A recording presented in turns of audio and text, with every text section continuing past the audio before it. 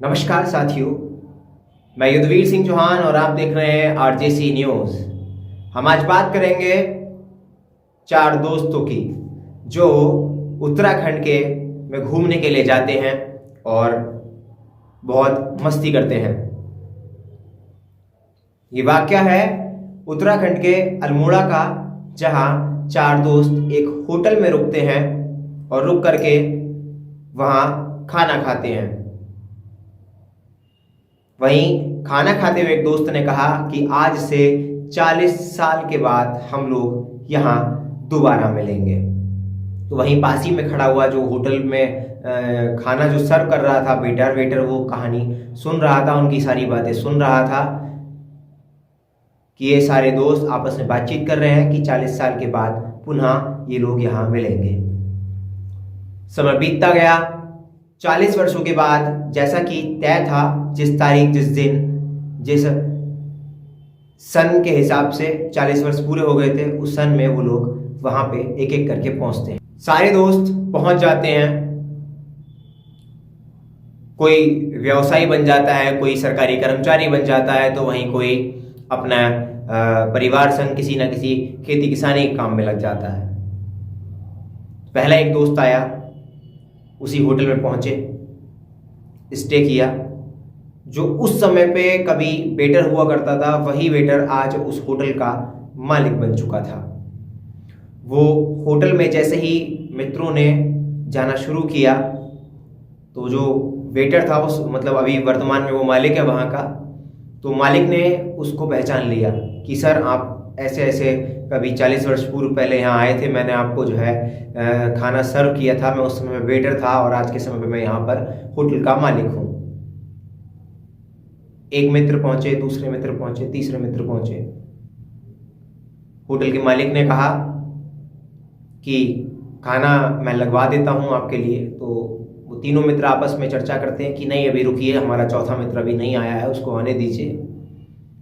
तो इंतजार करते रहे, बहुत देर तक इंतजार किया। बोले सर, तभी होटल का मालिक आता, कहता है आपके उस मित्र का फोन आया है, आप लोग खाना खाइए। तो अब खाना खाने का जैसा था, उन लोगों ने आपस में तीनों ने खाना खाया। हालांकि तब ये भी तय हुआ था कि जो मित्र सबसे लास्ट में आएगा, मतलब चौथे नंबर पे जो भी मित्र आएगा, वो उस दिन का खाने का खुद से पे करेगा। अब वो तो नहीं आया। एक गाड़ी होटल के बाहर आकर रुकती है और उत्तराखंड शासन उस गाड़ी के ऊपर लिखा हुआ होता है।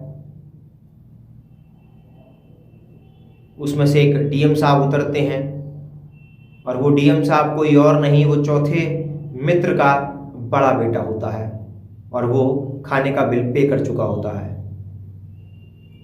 वो जो चौथा मित्र था, उनका जो पुत्र जो डीएम बन चुका था, वो उनके पास, तीनों मित्रों के पास जाता है, उनको प्रणाम करता है, चरण स्पर्श करता है, मिलता है कि फिर सारे मित्रों को सूचना करता है कि अंकल, पिताजी तो संसार में नहीं रहे, लेकिन हाँ, पिताजी ने जाते वक्त मुझसे यह कहा था कि इस तारीख को और इस सन में मुझे अपने मित्रों से मिलने का मैंने वादा किया था और सबसे लास्ट में मैं देवलोक को प्रस्थान कर रहा हूँ। तो यानी कि इसका मतलब है कि वो तीनों लोग पहले पहुंच जाएंगे और मैं नहीं पहुंच पाऊंगा। तो प्लीज़ तुम, ये मेरी आखिरी इच्छा है कि उन मित्रों के साथ भोजन करना और उनका जो जैसा हमारा वादा हुआ था, वादे के मुताबिक उस भोजन की जो राशि है वो तुम पे करना। ऐसा ही हुआ, क्योंकि बेटे के द्वारा वो राशि पे कर दी गई। लेकिन इस पूरी कहानी का जो सार है वो ये है कि इतना लंबा गैप अपने किसी भी संबंध में ना रखें। अपने मित्रों से, अपने परिवार से, अपने रिश्तेदारों से लगातार संपर्क में रहें, दुख बीमारी के बारे में जानते रहें, जिससे कि आप बहुत समय पहले मिले होंगे या मिलने वाले होंगे, शायद वो उस समय तक ना इस संसार में रह पाए, वो दुनिया ही छोड़ करके चला जाए। ऐसी ही खास स्टोरी देखने के लिए बने रहिए सिर्फ आरजेसी पर युद्धवीर सिंह चौहान के साथ।